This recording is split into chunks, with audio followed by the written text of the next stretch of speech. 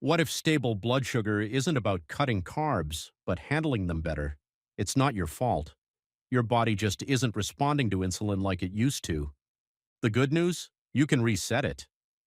Here are 5 everyday foods that boost insulin sensitivity and flatten post-meal spikes, starting with one you probably already have in your pantry. What happens when you add a cup of black beans to a bowl of rice? Across controlled meal trials, the glucose curve drops and the insulin hit eases. That means the same plate feels different to your body. If your cells aren't listening well to insulin, beans help the message land. Here's the problem. Starchy staples like rice, tortillas, or arepas can send your post-meal numbers up fast when insulin resistance is in the mix. Many people try to quit these foods and feel frustrated or hungry. The better move is to change the mix on the plate so the carbs arrive slower and require less insulin. Here's the twist. You don't have to ditch the starch. Pair it with black beans and you can tame the spike while keeping the flavor and traditions you love. Think of insulin as a doorbell. When the hallway echoes, the chime gets lost. The fiber and protein in beans turn down the echo so the cell hears the knock and opens up. Trials comparing rice alone versus rice with beans show lower post-meal glucose at the 90 to 150-minute window and reduced incremental AUC in adults with diabetes and in healthy adults. Both black and other common beans deliver the effect, but black beans make an easy, tasty entry point. The benefit shows up even when the carb content is similar because the body handles that carb differently when beans are on board. Why it works comes down to a few simple levers. The fiber in black beans slows how quickly sugars move into the bloodstream. Their resistant starch reaches your large intestine and feeds helpful bacteria, which produce short-chain acids linked to better insulin sensitivity. The protein helps you feel full and lowers the insulin demand for the same amount of carbs. Together, they reduce the surge and smooth the curve. Make it practical. Try a half-plate swap. 1/2 cup black beans plus 1/2 cup rice instead of a full cup of rice. Build a bean and brown rice bowl with salsa and avocado. Fill tacos with whole black beans and a little cheese or slaw. If you use canned beans, pick low sodium and rinse to cut the sodium further. Keep a couple of cans ready so the habit sticks. Sizing helps. Start with 1/2 to 1 cup cooked black beans at carb-heavy meals. Across the week, aim for 10 to 15 grams of fiber from legumes. That could be a few bean meals rather than a daily push. Many people see smaller post-meal spikes the first time they try this. But what about when you're not eating, like overnight or between meals? There's another food that can nudge fasting numbers thanks to its natural fermentation and, in some cases, a quiet vitamin boost. If your mornings run high, this is an easy lever you can test within weeks. Greek yogurt and kefir don't just fill you up, they nudge how your body handles glucose overnight. And once we cover this, I'll show you how a simple grain can train your gut to respond better at your next meal. But first, let's make dairy work for you. Morning highs are stubborn. You cut late-night snacks, scale back the starch at dinner, and the meter still pushes up on waking. That's where fermented dairy helps. The protein steadies appetite, so you avoid late grazing, and the live cultures send signals from your gut to your pancreas and muscles. But there's a catch. Not all yogurts help. Sweetened cups with syrups or fruit on the bottom load you with sugar that cancels the benefit.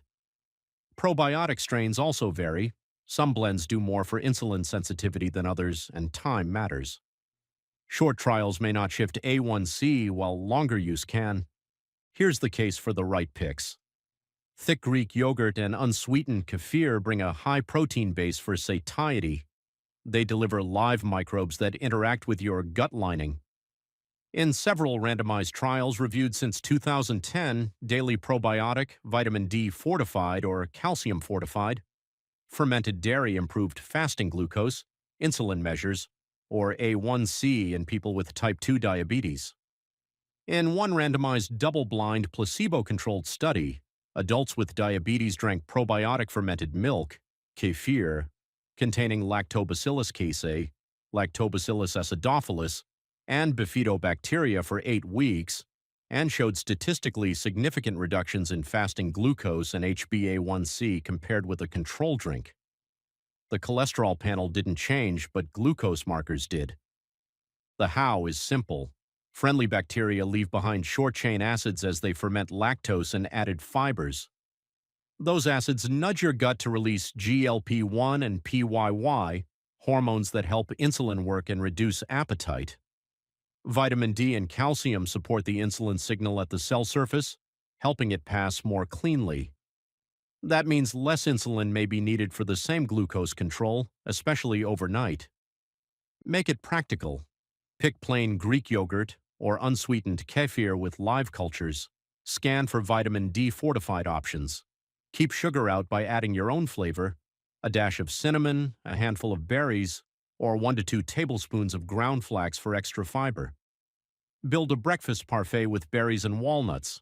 Blend a kefir smoothie with spinach and a few frozen cherries.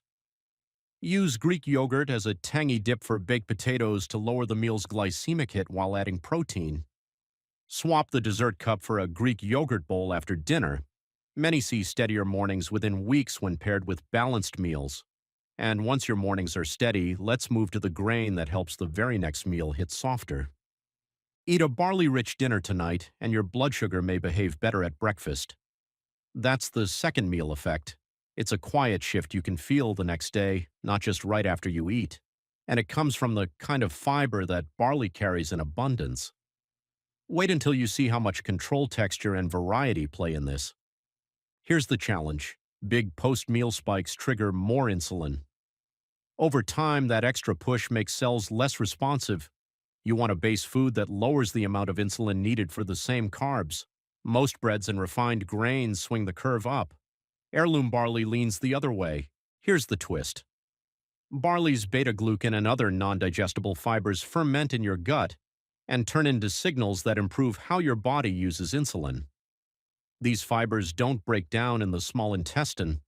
They move on and become fuel for microbes that make short-chain fatty acids. Those compounds help your gut release GLP-1 and related hormones, and they nudge muscles to take up glucose more smoothly. Mechanism in plain words. Think of barley's fibers as slow-release training for your gut. As they ferment, short-chain fatty acids build up. That boost is linked to higher GLP-1, GLP-2, and PYY, better appetite control, and steadier glucose handling. Muscles get better at clearing sugar from the blood, so less insulin is needed for the same meal. The research backs it. In controlled meal studies, high beta-glucan barley mixes suppressed post-meal glucose and lowered C-peptide, which points to lower insulin demand. In a short intervention using barley kernel-based bread, people showed higher markers of fermentation and a clear hormone shift. Fasting GLP-1 rose and post-meal GLP-2 and PYY climbed. At breakfast, after several days of barley, the incremental glucose area under the curve fell by about 22%. Insulin exposure dropped by roughly 17%, and a composite insulin sensitivity index improved by about 25% compared with a white wheat control. Here's what makes heirloom or whole kernel barley special. The grains stay intact, so digestion slows. Quick-cook pearled forms lose part of the bran and reduce the beta-glucan network. Texture matters. Chewier kernels lead to a steadier release, more fermentation later, and a stronger second meal effect. Make it workable. Try a 1-to-1 barley and rice blend for dinners, build barley soups and pilafs, or reach for sourdough-style barley breads. Aim for 3 to 5 grams of beta-glucan per day from barley and oats combined. Half a cup of cooked whole kernel barley moves you toward that target. At the store, look for whole or hull-less barley, barley kernels, or breads listing barley flour high on the label, and skip ultra-refined blends. Barley retrains your metabolism overnight, but what if you could keep that momentum going with a simple daily sip? The next food doesn't need cooking, meal prep, or planning, just steady results day after day. Could a simple tea trim fasting glucose by a small but real amount across many studies? That's the promise of green tea. The gains are modest, but they add up when you make it a daily habit. Think of it as a low-effort ritual that nudges your numbers without overhauling your day. Coming up next, you'll see how to use it so the benefits actually show up. You want easy habits that don't require meal prep or special gear. Green tea fits that window, a kettle, a mug, in a few minutes. Still, expectations matter. This isn't a dramatic drop, it's a steady nudge. Across trials, the average change in fasting glucose is small, so the win comes from consistency more than intensity. Here's the tension. Results vary. Some people see a clear dip in fasting glucose, while HbA1c shifts are mixed across studies. Form matters too. Capsules that standardize catechins sometimes perform better in trials than cups, and caffeinated versions often edge out decaf. If you're sensitive to caffeine, you'll need to balance dose and timing to avoid sleep or jitter issues. Why it can work comes down to catechins and, for some, caffeine. These compounds help the body burn more fat for fuel and tune the cell signals that insulin uses. Better signaling means your cells move glucose inside more easily. Antioxidant actions may also protect the machinery that responds to insulin, so your baseline resistance nudges down over time. What does the research say? Meta-analyses pooling dozens of randomized trials report small but significant cuts in fasting glucose, about minus 1.44 milligrams per deciliter on average, with low variability between studies. Some subgroups do a bit better, especially when interventions are shorter and catechin intake is consistent. A focused analysis in type 2 diabetes found significant improvements in fasting glucose and insulin resistance, with HbA1c responding more reliably in diabetic cohorts than in general populations. Here's a simple protocol. Brew 2 to 3 cups per day, steeping 2 to 3 minutes to keep bitterness and caffeine moderate. If you prefer capsules and tolerate caffeine, choose standardized catechin products and follow label dosing. Short interventions, on the order of weeks, have shown benefits for fasting glucose, but longer steady use is more likely to affect A1C. Skip sugar and syrups. If you need flavor, add a squeeze of lemon or a few mint leaves.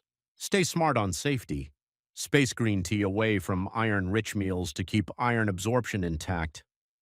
Watch for caffeine sensitivity and the timing of medications. If you take stimulants or have reflux, start with 1 cup and adjust. To stack it with meals, sip with or right after carb-heavy plates. You'll replace sweet drinks and add catechins without extra sugar. Keep this ritual steady. Now add a 10-second pre-meal sprinkle that flattens the spike. A tablespoon before breakfast that can flatten the 2-hour curve by double digits in a single day. That's the promise of flaxseeds when you use them right.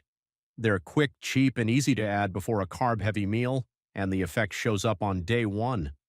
Wait until you hear how simple the setup is, because it's likely something you already keep in your pantry. Post-breakfast spikes happen even with healthy cereal, whole-grain toast, or fruit. You want a fast lever that doesn't require a new routine or special products. Flax works because you can stir it into what you already eat. No cooking, no mess, just a small dose at the right time. Here's the friction. Many fiber supplements are chalky or bulky. Ground flaxseed is different. It's nutty, blends well, and you can use it in water, yogurt, or oatmeal. The key is using it fresh and letting it sit a few minutes so it forms a gentle gel that slows the sugar rush from your meal. The why is straightforward. Flax carries soluble fiber that thickens in your gut and slows glucose entry. Its lignans and plant omega-3s calm low-grade inflammation, which helps the insulin signal move across the cell surface. The fermentable fiber also feeds gut bacteria, setting up better responses later in the day. Now the numbers.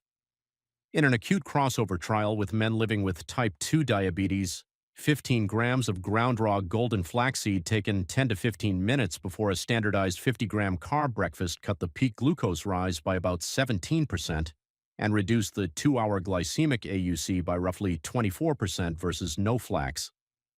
The time to peak didn't change, and taste ratings held steady, pointing to a direct physiological effect.